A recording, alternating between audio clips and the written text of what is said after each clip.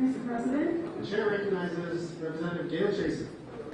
Mr. President, I ask unanimous consent that we resolve ourselves into a committee of the whole House and Senate to hear a message from the Honorable Lujan Grisham, Governor of the great state of New Mexico.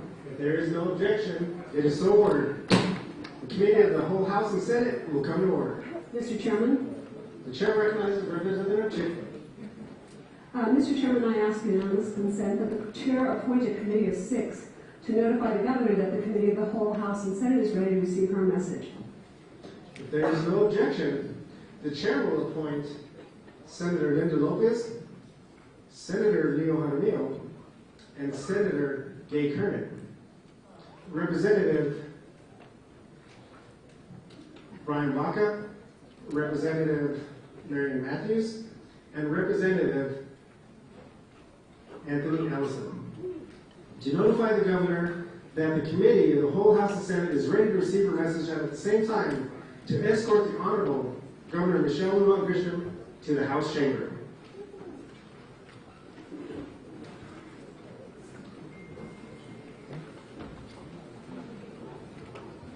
At this time, when we're notifying the governor, I'm going to go ahead and introduce some guests that we have here with us today. We'd like to welcome each and every one of you who are here with us to join our opening day of the New Mexico Legislative session. I'd first like to begin by welcoming the family of Speaker Javier Martinez. To begin with Diana Martinez.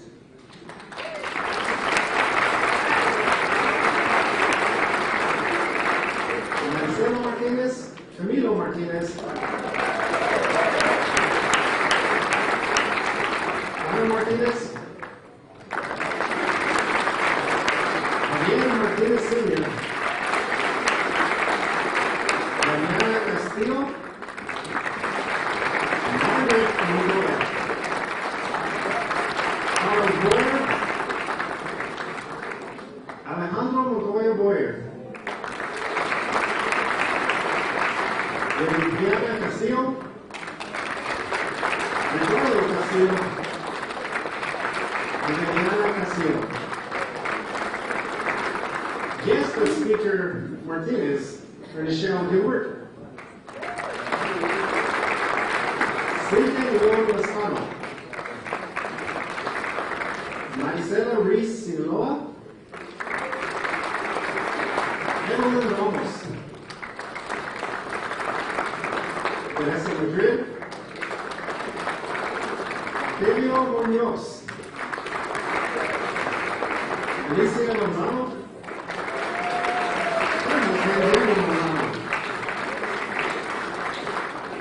Claire Denny Chavez. John Mirabel Sr.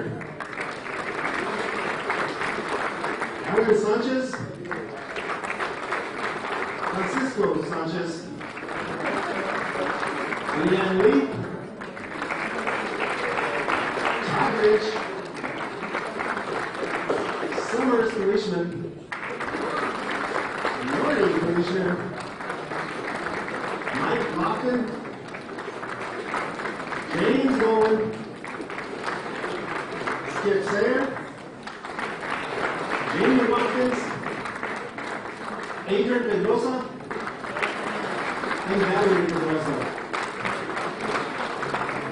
At this time, it's my honor to recognize guests that we have with us who are here today. I'd like to begin by honoring and recognizing the Honorable Maggie Tunes Oliver, New Mexico, Secretary of State.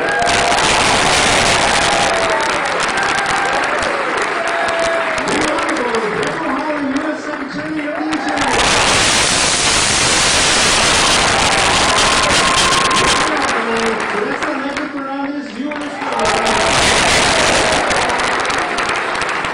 The Honorable Melanie Stansberry, U.S. The Honorable Raul Torres, New Mexico, Attorney General. The Honorable Laura M. Montoya, New Mexico, State Treasurer. The Honorable Joseph Maestas, New Mexico, State Auditor. The Honorable Stephanie Garcia Richard, New Mexico, The Honorable Supreme Court Chief Justice Shannon Bacon. The Honorable Michael E. Heath, Justice of the Supreme Court. The Honorable David K. Thompson, Justice of the Supreme Court.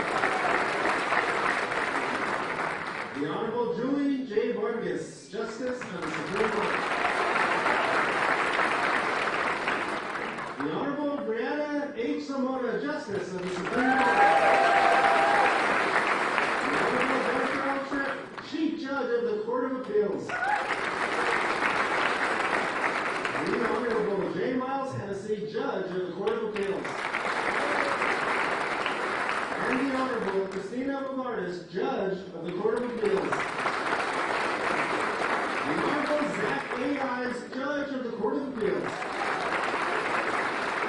And the Honorable Shamara H. Henderson, Judge of the Court of Appeals. The Honorable Jane B. Holland, Judge of the Court of Appeals. The Honorable Catherine A. Ray, Judge of the Court of Appeals. The Honorable Gerald B. Baca, Judge of the Court of Appeals. The Honorable Maria C. Ward, 2nd Judicial District Court.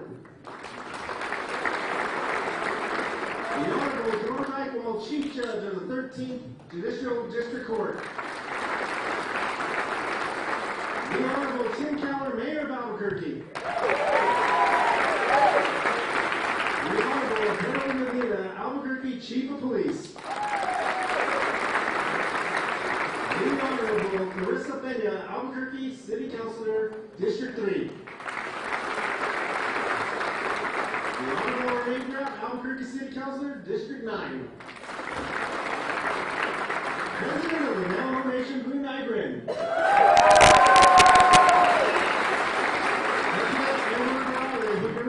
Apache Nation. Tribal Councilman Dwayne Duffy, Mescalero Apache Tribe. Vice President Gina Villa, Mescalero Apache Tribe. Council of Governors. Lieutenant Governor Wendell Chino Pueblo of Acoma. Lieutenant Governor Juan Reyes Beta Pueblo of Isleta. Governor Nathaniel Porter Pueblo of Nambe. Governor Freddy Concello Pueblo of Picaris. Governor J. Michael Chavarria Pueblo of Santa Clara. Governor Gary Johan Pueblo of Taos. Governor Wilson Higuera Pueblo of Tesuque. Governor Arne Ducate Pueblo of Zuni. Governor Valentino Pino Pueblo of Zuni. President Harold Trujillo, New Mexico, Acequia Association. Vice President Mary Mascarenas, New Mexico, Acequia Association. Paula Garcia, Executive Director of the New Mexico Acequia Association. Juan Sanchez, Chair of the Land Grant Council and President of the Community Land Grant. Andrea Padilla, Vice Chair of the Land Grant Council and President of the Town of Tomé Land Grant. Former Lieutenant Governor, the Honorable Walter Bradley. Former Secretary of State, the Honorable Rebecca Vihidi Gutierrez. Former Secretary of State, Clara Padilla Andrews. Former New Mexico State Treasurer, the Honorable Tim Eichenberg. Former Speaker of the House, the Honorable Brian Egoff. Former Speaker of the House, the Honorable Raymond Sanchez. Former Speaker of the House and former Attorney General, the Honorable David Norvell. New Mexico Democratic Party Chair, the Honorable Jessica Velasquez. For New Mexico Republican Chair Steve Pierce, here today with us is Leticia Munoz.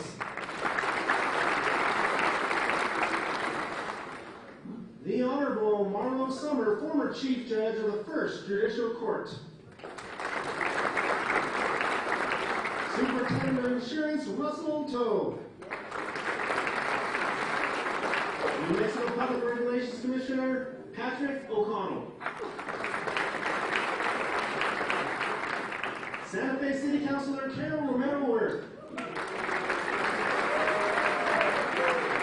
11th Judicial District Attorney Nick Figueroa.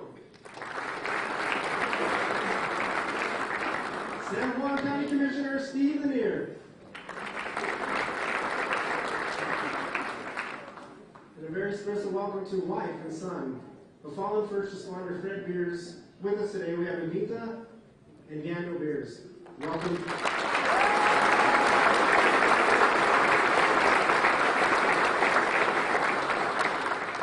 I'd like to recognize also and welcome Mariachi Euphoria, who is here performing today.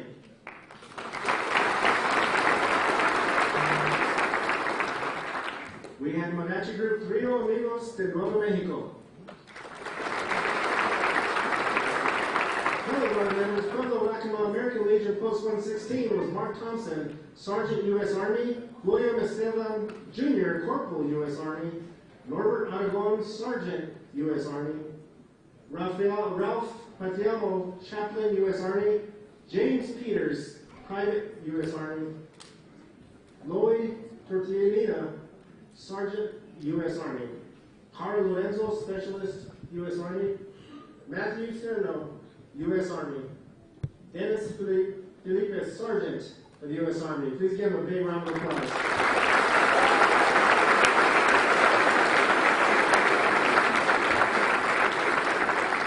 I'd also like to recognize interpreters from New Mexico School for the Deaf who are here with us today. Director of Instruction, Scott Mahan. New Mexico School for the Deaf interpreter, Orlando Beso.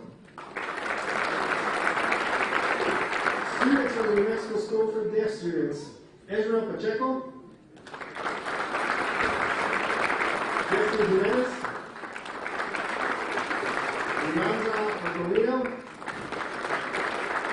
Aspen Monahan Litchfield, Ariel Best, Gabriela Maestas, Nisha Franklin, Wina Joe, Gabriela Flores, and Daniel Mendoza. The interpreters in the chambers for opening day are Megan Goldberg and Santana Chavez from the RGC Access, Albuquerque, New Mexico. Welcome.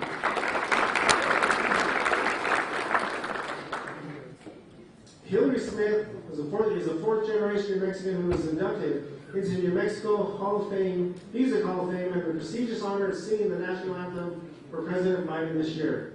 Ms. Smith is an award-winning singer, songwriter, and original from Hobbs. I'd like to welcome Hillary Smith for her performance of the national anthem.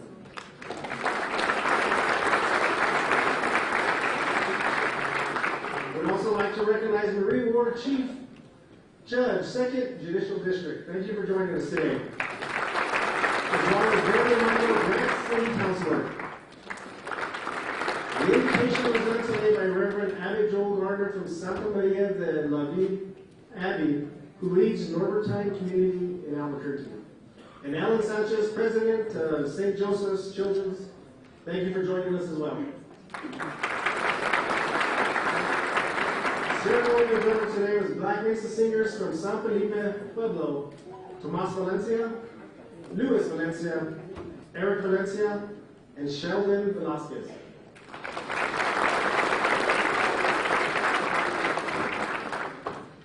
While we await the governor coming in, I'd like to again once again thank every one of you for being part of today's ceremony.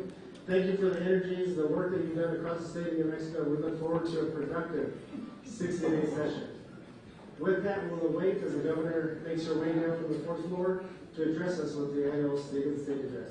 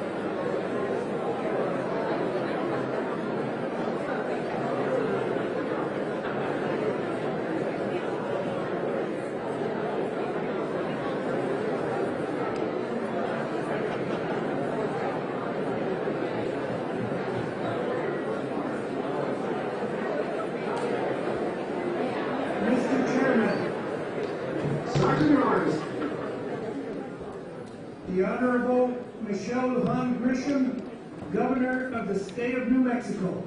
Will the Sergeant at Arms please escort the Honorable Governor into the chamber to deliver the message for the first session of the 56th legislature of the State of New Mexico. Welcome, Governor Grisham.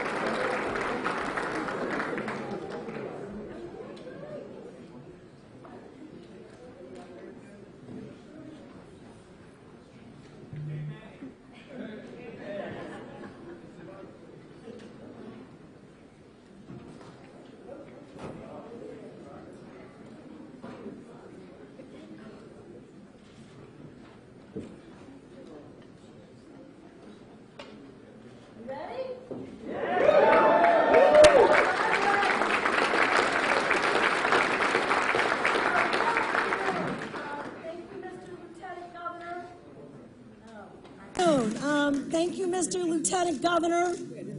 Oh, I have to check.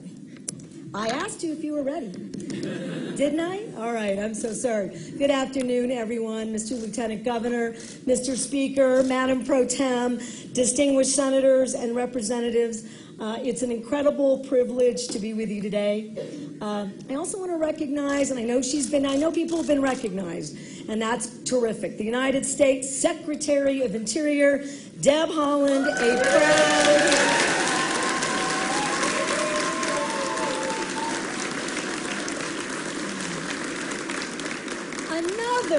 another proud daughter of New Mexico and an outstanding steward of our nation's public lands and natural beauty, as well as Congresswoman Teresa Ledger Fernandez, Congresswoman Melanie Stansberry, all of the sovereign leaders here today. I want to thank you all so much for joining us. And last but certainly not least, I want to thank my adorable, I don't think he appreciates that, brother, Gregory Lujan, and his guest, Cindy Griffith, and my darling husband, wherever he went off to, Manuel Cordova, the first man.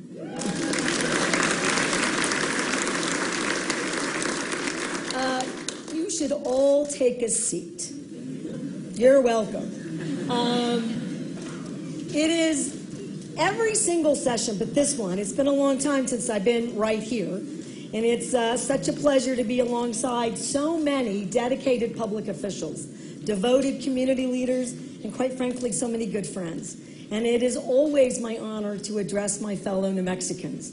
Now, just over 4 years ago, I began my governorship with a simple idea that we have the power to decide who and what we become, that our past didn't have to dictate our future, that with hard work and big dreams and good faith, we could build our state together and reach for a New Mexico that would allow us to achieve our God-given potential, that we could have prosperous aspirations and turn them into prosperous reality. And over the course of these last 4 years, that vision of New Mexico, a land of opportunity where everything is possible, that has always been our North Star. Setting out to make that vision real has meant addressing injustices and inequities in our economy, in our education system, in public safety and public health, in the sustainability of the environment, and in the opportunities in our future. Now, we did this by stepping beyond old fights and rising above predictable conflicts that have defined our state, many states, for decades, and by looking for new and creative ways to achieve our shared goals. We engaged with each other, not as adversaries, but as allies, and recognized the common spirit that burns brightly within all of us. Now, over the last 4 years, we have made once unimaginable strides. And today, New Mexico is on stronger footing than ever. You can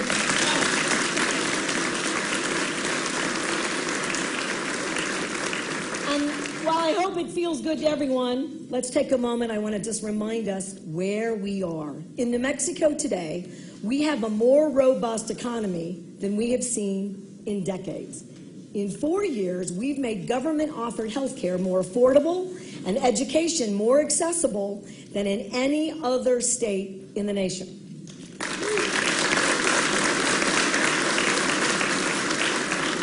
We're building a smarter and more effective public safety approach that reverses prior administration's years of neglect and underfunding. And our focus on clean energy, sustainability, and protecting our environment is a model now for the entire nation. That is the miracle of New Mexico. That is the magic of New Mexico, manifested and made real not only by the people in this room, but by tens of thousands of New Mexicans across the land of enchantment who stood up and spoke out, who lifted their sights and stiffened their spines, who believed in something better and set out to make it real. The state of our state today is an extraordinary accomplishment by New Mexicans, for New Mexicans.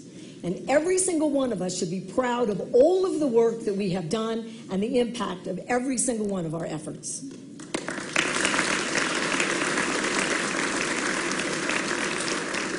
And we can do a little more of this each day. I want to recognize the men and women and the families in this room, and I want to thank you, each and every one of you, from legislators and staff to the sovereign nations to community leaders to residents who have made all of these successes possible.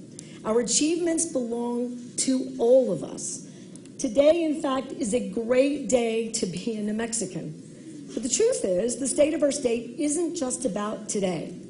It's about tomorrow, and it's about what we're creating for the future, for the next legislative session, the next year, the next decade, and for generations of New Mexicans who will live in the world that we construct. And I'm telling you right now, and I don't think that you'll disagree, we have more to do, right? We have more to do. We have more to do in order to stand up for our kids and our parents, our friends and our neighbors, by developing the tools and the resources that can help them to continue to move forward. We have more to do in order to protect our land and our institutions and to make New Mexico the best place in the world to live, to grow, to raise a family, or build a business. We have more to do in order to deliver for New Mexicans who want nothing more than to realize their own vision of a better, brighter state, a state where there is no limit to what they can achieve.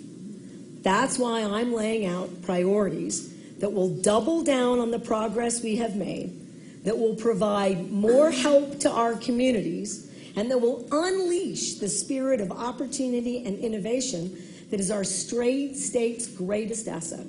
So let's begin with the economic well-being of the state. Over the last 4 years, we have transformed our economy.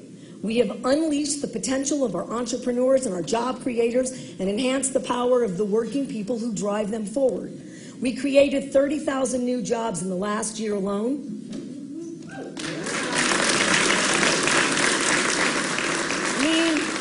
I'm very proud of that work, and you have a whole lot to do with that accomplishment by making the investments that make a difference. Unemployment is at a 14-year low.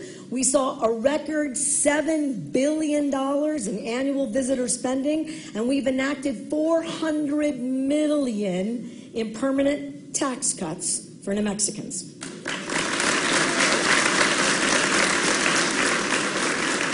Our message is clear. New Mexico is moving forward. Now, we are investing further in a dynamic, growing economy. In my budget priorities, I'm asking for $1 billion in economic relief, including rebates of $750 to each individual taxpayer or $1,500 to couples filing jointly, to help more New Mexicans afford the things they need right now. Right now. I'm proposing a tax reform package intended to support New Mexico's working families, again, and gross receipts tax rates, again, to help consumers save money, helping businesses, and implementing, in addition, common sense anti-pyramiding measures to make goods and services more affordable and delivering personal income tax cuts for middle-class New Mexicans by making our system more progressive so that every taxpayer gets a fair shot and a fair shake. Everybody should be asked to pay their share, but nobody should face a burden that they cannot afford or limits their investments and potential. All right.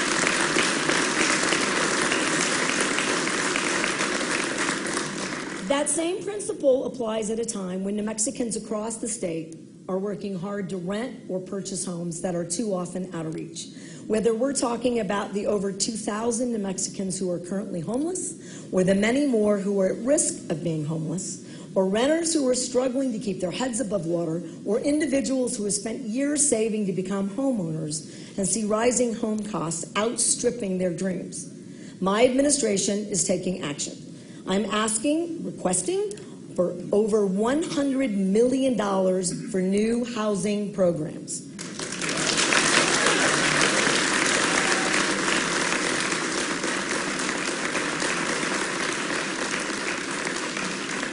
Including mobile homelessness response teams that serve unhoused residents, eviction protection that keep families in place, down payment assistance that helps people start a new chapter and begin to build equity, and investments in the Mortgage Finance Authority, which are matched exponentially by federal funding. We need thousands more homes, so let's build them. Yeah. Let's do that right now.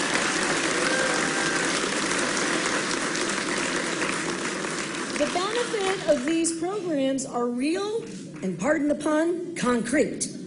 Investments like these support people like Cheryl Anderson from Gallup.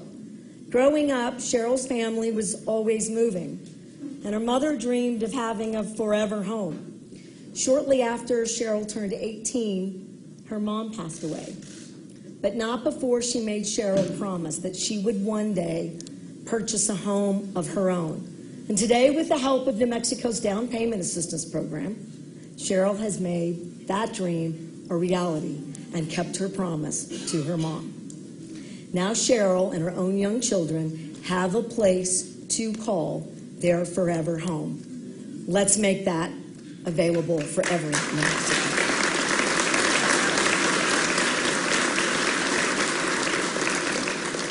Housing is critically important, but so too is the infrastructure that brings jobs and opportunity to people of our state. That's why I'm also calling for $128 million in water infrastructure improvements, $146 million in statewide broadband expansion, and updates to the New Mexico Film Tax Credit so we can attract even more businesses to communities in every single corner of our state and redouble our investments in critical workforce development and job training programs. Look, I believe, and I know you do too, that New Mexicans are the best workers in the country. And,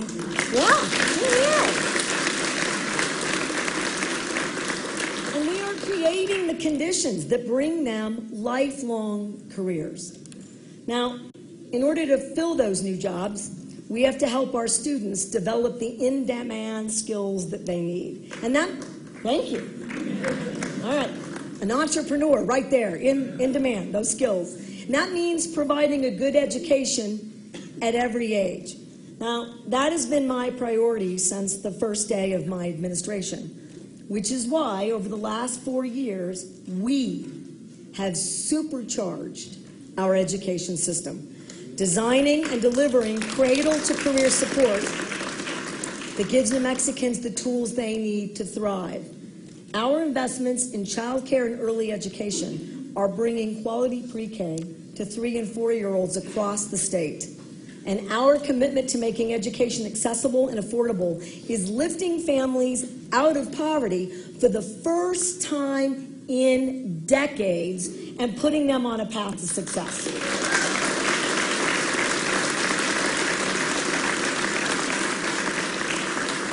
And frankly, years of being chronically undervalued, and a tough word, but I choose it purposely, criminally underpaid, public school teachers in New Mexico now earn the highest salaries in the Southwest.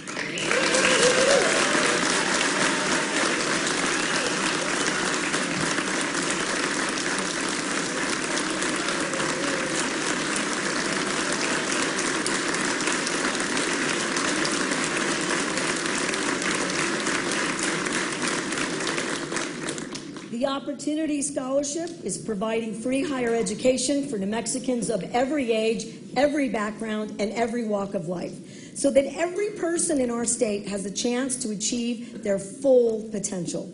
Since we created tuition-free college, New Mexico college enrollment has increased for the first time in over a decade, and the number of first-time, full-time students has grown by nearly 10%.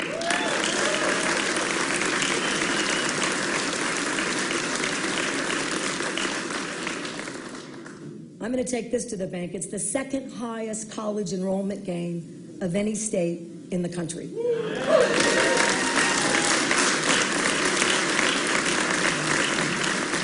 And in some cases, grandparents, parents, and their kids are all going to college at the same time, generating, it's amazing, new possibilities and a new sense of promise for what we can achieve together. Our cradle-to-career approach has been life-changing. Will Schwetman is a veteran of the United States Marines who served in Operation Enduring Freedom, and the father of a beautiful 2-year-old daughter, Charlie, who will be turning 3 in just a couple of weeks. He and his wife needed access to high-quality childcare during the hours when they were both at work, and they were accepted into a daycare center nearby.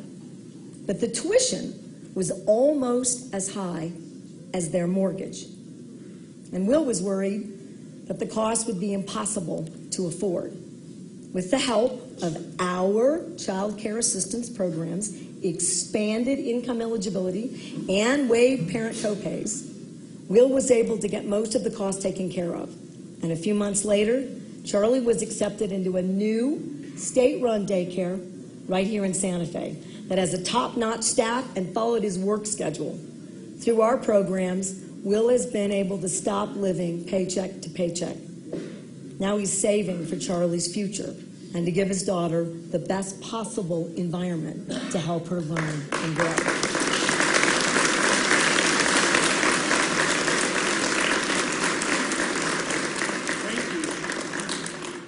You're welcome. Thank you. I am proud of what we've accomplished over the last 4 years, but today I'm announcing that I believe, challenge you, that we should be doing even more, starting from the beginning, so to speak, with universal child care.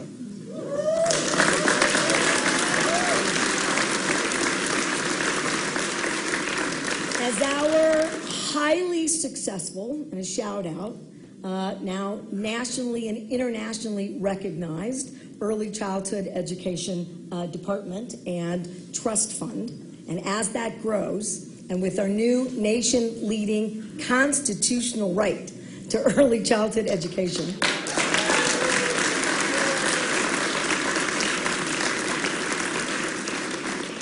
we will provide child care and early education for each and every one of our families by investing more than $500 million in targeted funding.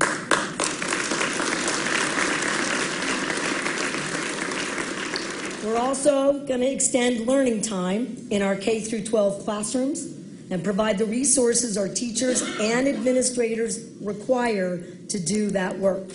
Right now, too many kids are forced to learn, in addition, on an empty stomach, which is why I'm calling for healthy and universal, that means free, meals for every student in the state of New Mexico.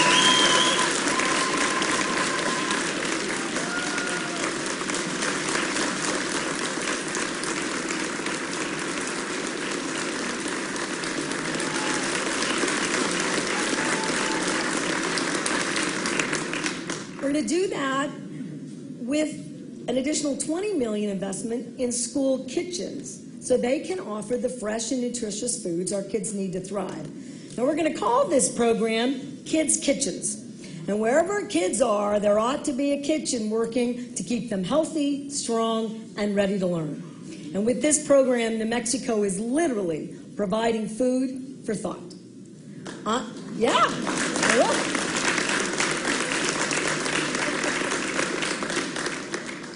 I'm also proposing that we revamp special education with extended learning time, data-driven services, and extra support for special education teachers, because every student deserves a world-class education. Every student.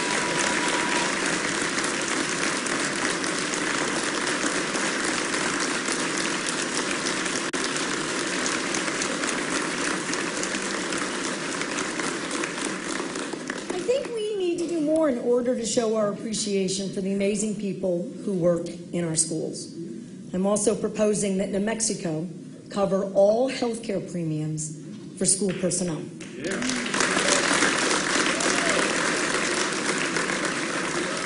And that we give them an additional 4% raise. You know what? We ought to be the highest paid educators in the United States of America.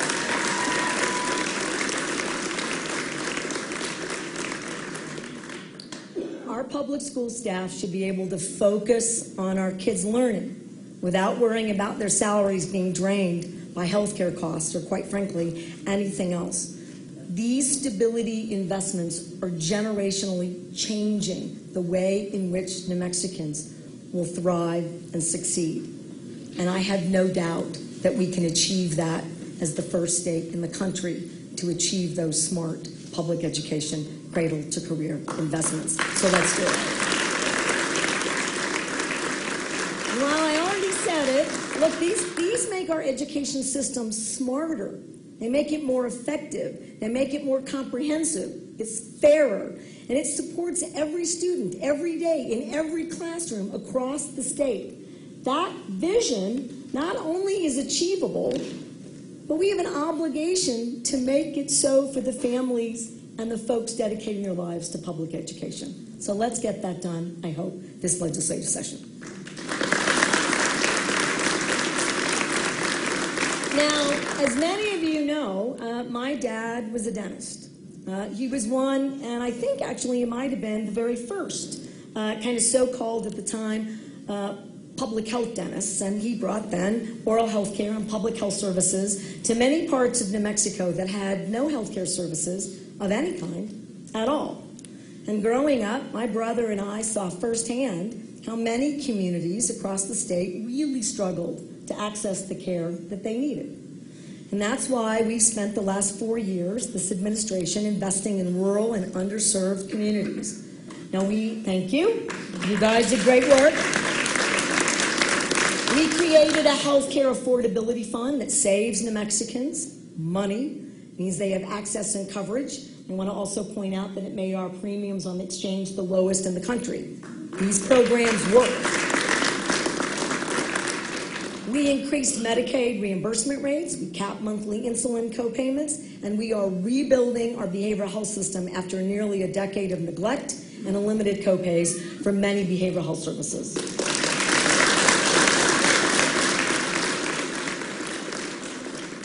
So here's what I propose to build on that progress.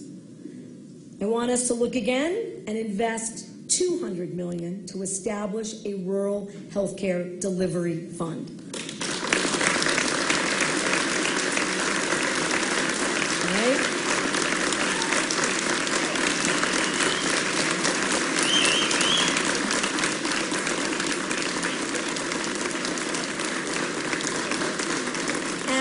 For so many of our partners, particularly in the eastern and southern part of the state, that are really working to create regional health care authorities that do largely behavioral health, this is a game changer for these local investments. From places from Carlsbad and Clovis to Deming and Silver City, these are game changers.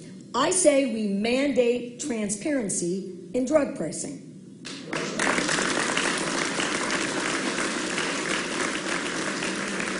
I say we expand Medicaid-assisted treatment so that we're taking and tackling the really difficult to serve chronically homeless, chronically substance abuse populations who have far too often been locked out of the kinds of life-changing services and community safety services that are frankly critical to each and every one of us in the room.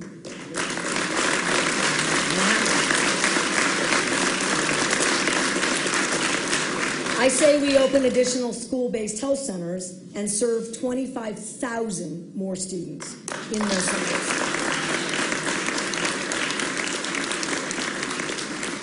And I'm going to ask you to make good on our commitment to invest $10 million in full-service reproductive health care, a center right in southern New Mexico.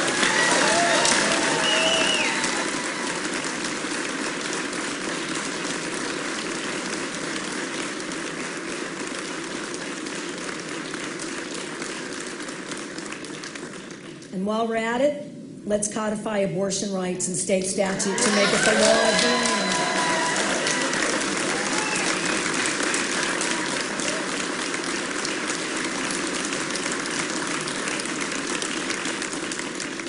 And we do that, and we make it clear to practitioners, to women and families, that in every corner of this state, your body autonomy and your healthcare choices are, in fact, your own.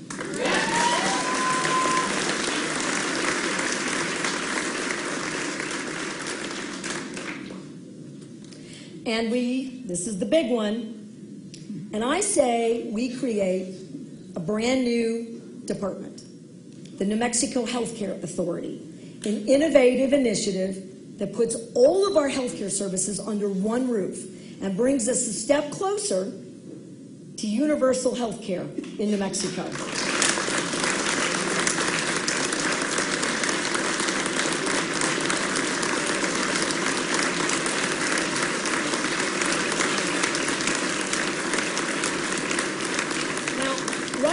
New Mexico is the only state where more than half the population is on Medicaid, including 80% of New Mexico's children. Now, expanding Medicaid coverage offers us a chance to revolutionize care and, frankly, become a universal health care state.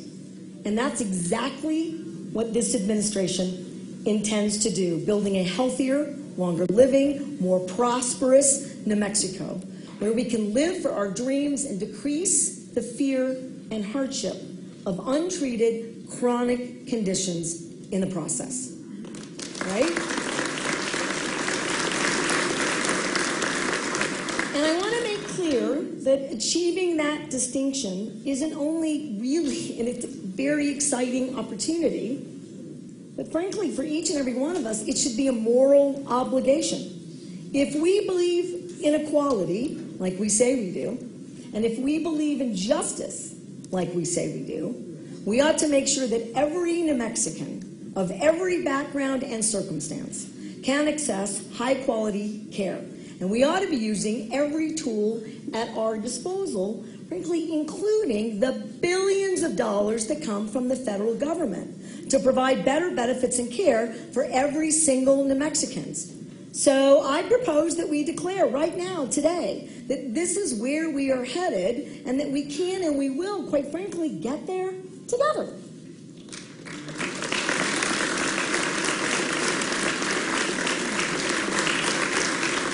And these bold, transformative, life-changing investments and efforts are frankly for naught if New Mexicans are not safe in their homes and communities and their businesses.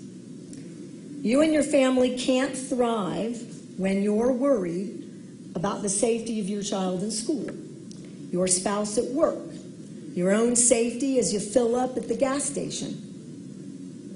It's not lost on anyone in this room that to get into this room, you have to go through a metal detector. There are elected officials in this room today whose homes and families were shot at in despicable acts of political violence. And I want to personally thank the law enforcement community, including Albuquerque Police Chief Harold Medina, Bernalillo County Sheriff John Allen, and the state police who are here today for working quickly and tirelessly to apprehend every single suspect in these heinous attacks.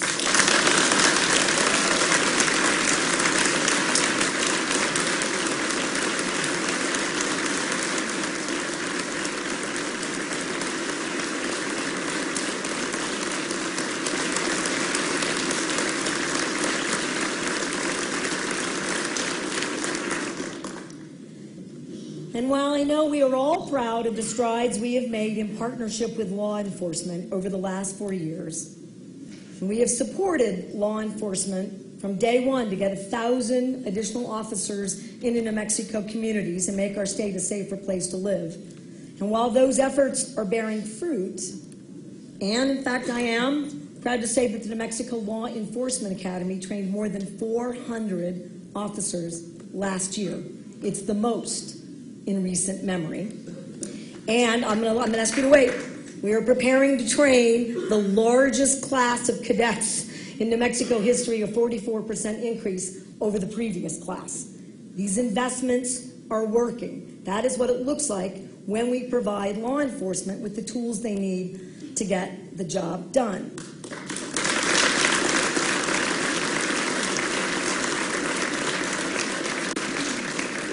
And these steps were important, and they were necessary steps. But I believe everyone here is clear that we have so much more to do, because quite literally, lives and livelihoods are at stake in the state of New Mexico. And I believe that we should redouble our efforts, and we should fight tooth and nail to keep our communities safe and secure. And to the lawmakers in this room, this is a tough thing to ask for, because frankly, we all expect that we just get it done. This is me on behalf of the people of New Mexico, challenging the brightest elected individuals and staff in the country, and to challenge you to do much, much more to ease the burden of crime being placed on far too many of us every single day in every single corner of our state. And we should not relent from our commitment to establish, in my view, a rebuttable presumption to make sure that high-risk violent offenders stay behind bars before trial. I do.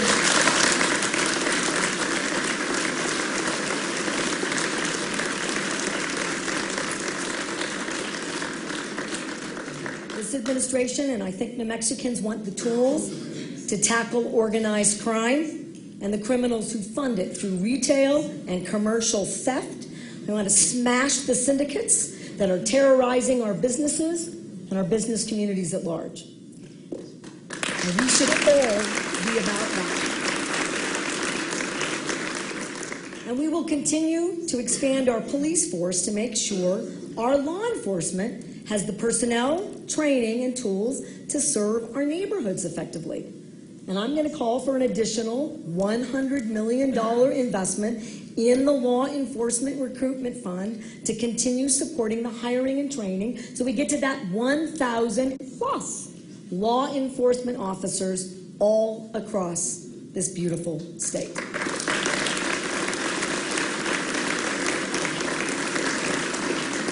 Now, I believe that this fight also requires that we step up what we're doing to address the sickening scourge of gun violence that has infected our nation.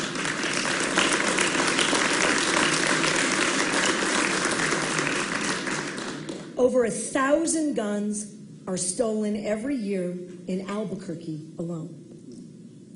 We all know that we cannot keep our people safe, we can't keep our police officers and their families safe, if weapons of war continue to flood our neighborhoods.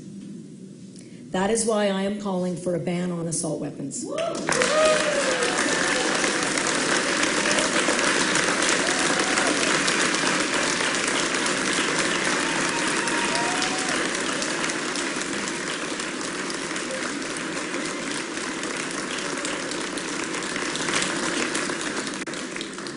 I'm calling for an end to the state loophole on straw purchases of guns, because people with a history of violence should not be able to exploit the system to get a firearm.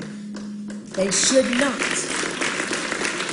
I'm calling for safe storage reforms that impose penalties on anyone who fails to secure an unintended firearm and leaves it accessible to an unsupervised minor, which has happened right here in this state. And it should never happen again. And I'm calling for legislation that would allow victims of gun violence to bring civil suits against firearm manufacturers.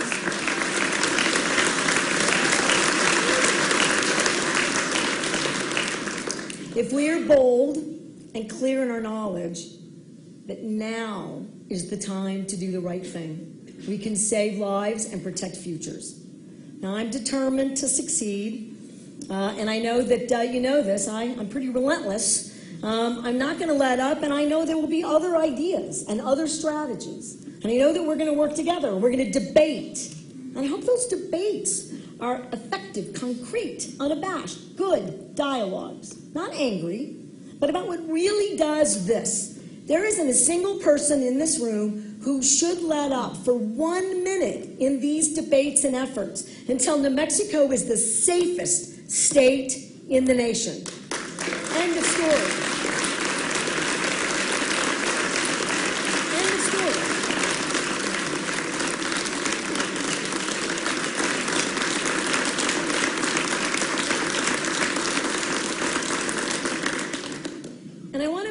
That these efforts keep everyone safe, including the first responders, who time and time again put their lives on the line every single day to protect and serve.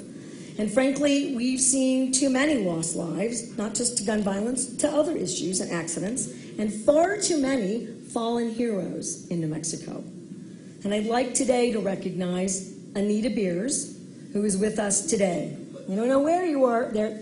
Hey, Anita. Everyone, I'd like you to meet Anita Beers.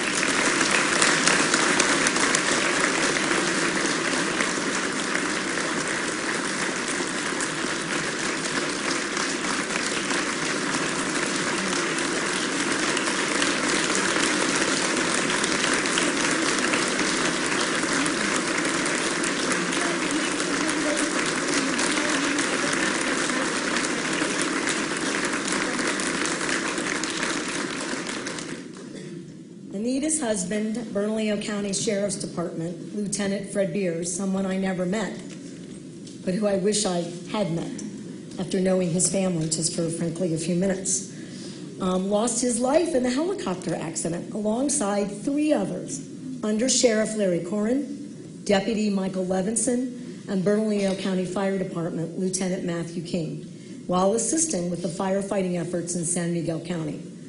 Now, there aren't words, there just aren't, that I can offer that really do ease that loss or any of that pain for any of those families and so many beyond. But I believe New Mexico, and I do, and everyone in this room wants you to know that you and your husband and your son are in our hearts and in our prayers.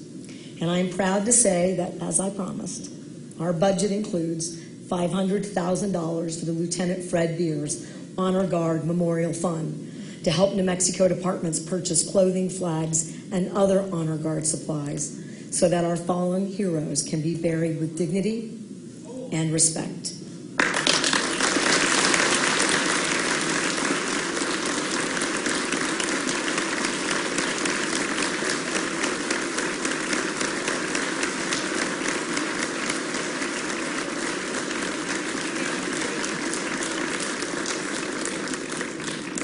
I also want to recognize that police officers are not the only sacred public safety officials who are asked to risk their lives for others. We know there are men and women in the military. We also know that there are first responders and firefighters, which is why we'll be establishing parity in New Mexico in survivor benefits for first responders, including by creating a state fund for the families of firefighters killed in the line of duty.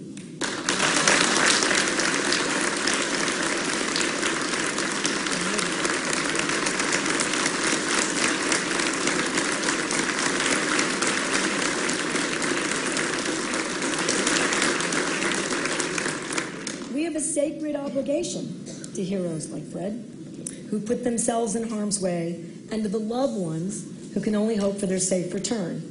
And I want to say to all our first responders and their families, we are profoundly grateful for your service, and we will always stand by your side. Always. The danger to our first responders and the communities they serve was brought into sharp focus by everyone here and for everyone here by the wildfires that raged in our state. And these devastating fires impacted, frankly, far more than the 30,000 people who had such significant losses: home, livestock, property, futures, lives, in particularly, but not just San Miguel and Mona counties, but thousands of others indirectly, and in destroying those lives and livelihoods, homes and livestock, which I said, security and stability, our responders' bravery was only matched, frankly, by the incredible heroism and resiliency of the men and women in those communities and the men and women in New Mexico who stood up to support those residents. Now, New Mexico is already led by making sure this horrific event does not occur in other states. And my administration is committed to using our full strength to make New Mexicans whole. We'll be delivering $100 million for communities affected by the Hermit's Peak Calf Canyon fire.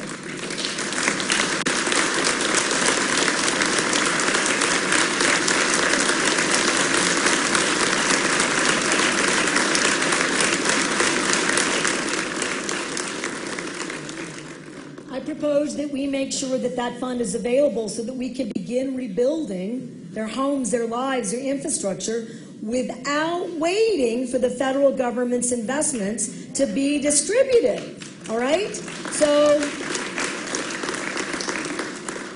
we've got our really strong federal delegation getting $2.5 billion, which I think I mentioned in a minute again, so you might have to hear it again. I apologize. Is an amazing feat because it's really clear about the liability and about the strength of the men and women who stand up for their constituents every day. And as I fight with you at my side, and we do not rest until the Federal Emergency Management Agency, FEMA, does right by New Mexico, we're not going to stop. And there's a program in place to give the $2.5 million in the affected, immediate, direct relief that Congress approved and that our residents and families deserve. So let's make sure we're taking care of them now. And if FEMA wants a fight by the governor and the legislature of the state of New Mexico, bring it.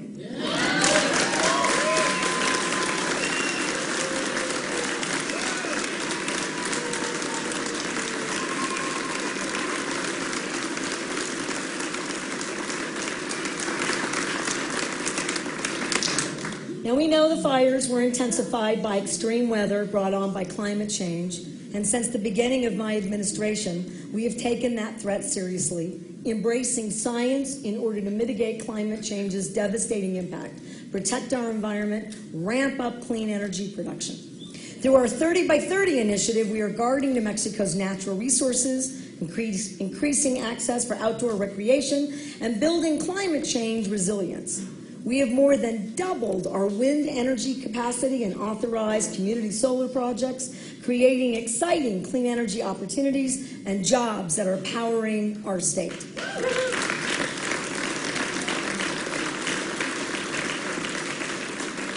In the days to come, I propose that we redouble our commitment by launching a $75 million Land of Enchantment Legacy Fund to create sustained funding for state programs that protect our environment, combat issues like drought and water scarcity, address the roots of climate change.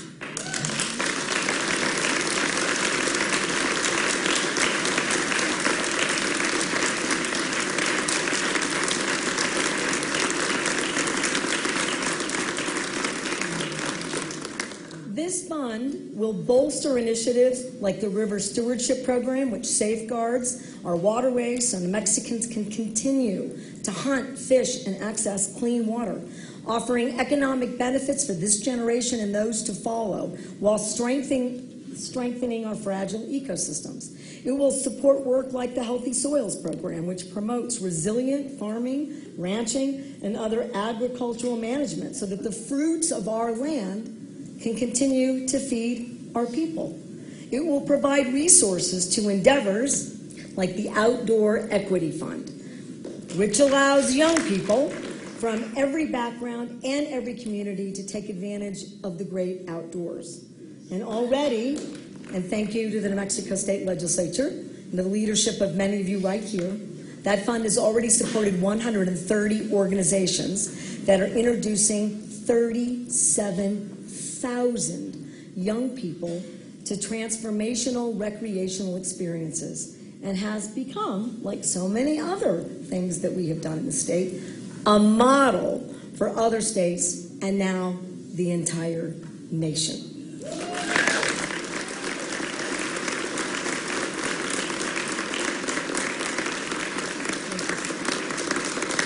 Every New Mexican should be able to enjoy and benefit from the unmatched natural resources our state has to offer, not just now, but always. We will also take another step in our sustainability efforts by codifying our zero emissions goal in state statute.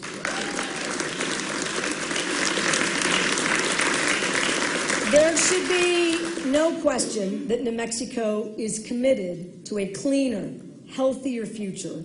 And in the coming months and years, we intend to design and implement a range of projects and initiatives to achieve just that critical objective.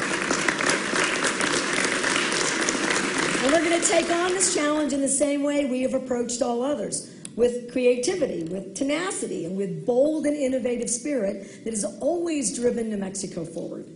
In all these areas, in all these ways, New Mexico is on the move.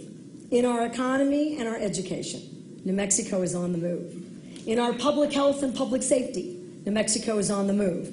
In our approach to energy and the environment, New Mexico is on the move. Not rushing to catch up, but ready to continue to lead the way.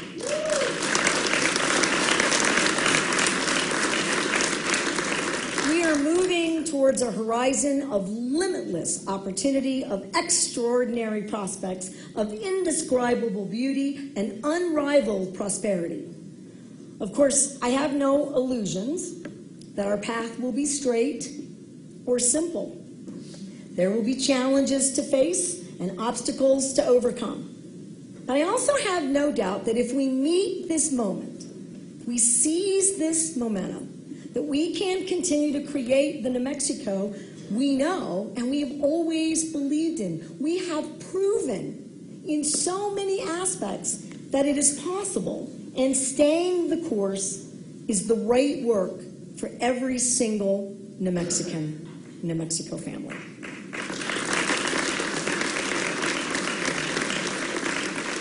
We can keep building an economy and an education system that works for everyone. We can design a community of care that protects our health and well-being. We can deliver a place of safety and security, of natural beauty and abundance, a legacy of possibility for all New Mexicans.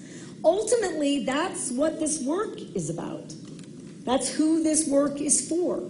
It's for the mom in Albuquerque who knows her child can succeed if they can get a little extra attention and a little extra time. It's for the small business owner in Artesia who sees great things ahead if they can get a little support, a little momentum to push them forward. It's for young people like my grandkids and yours who will look out at our horizons and picture their own exciting future right here in New Mexico. It's for the new arrivals who envision the land of enchantment as a land of boundless possibility, a place to build a life for themselves and their families. It's for New Mexicans who carry this land deep in their bones, who are driven by its history and animated by its potential, and filled with love and admiration for what it can and should be. Like all of us, these New Mexicans aren't just thinking about today, they're thinking about tomorrow. And to all of them and to you, I want to say this. Tomorrow when the sun rises over the land of enchantment, it will rise over a place where each new day is an opportunity for progress, for greatness, for big dreams to be made real. A place of wide open spaces where the situation you come from doesn't dictate how far you can go, where your dignity is inherent and your destiny is not preordained. A place where anything is possible so long as we are willing to dream it and design it and work for it. And by God, deliver it. Tomorrow, the sun will rise over this land of enchantment. And from Silver City to Santa Rosa, from Las Cruces to Santa Fe, all of us across the state will rise to meet it together, ready to take the next steps in the journey that we have begun. Thank you, and God bless New Mexico.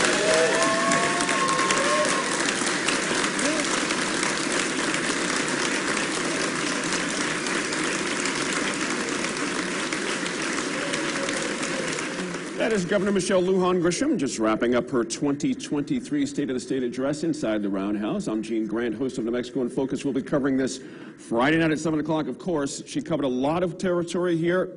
Safety, gun safety.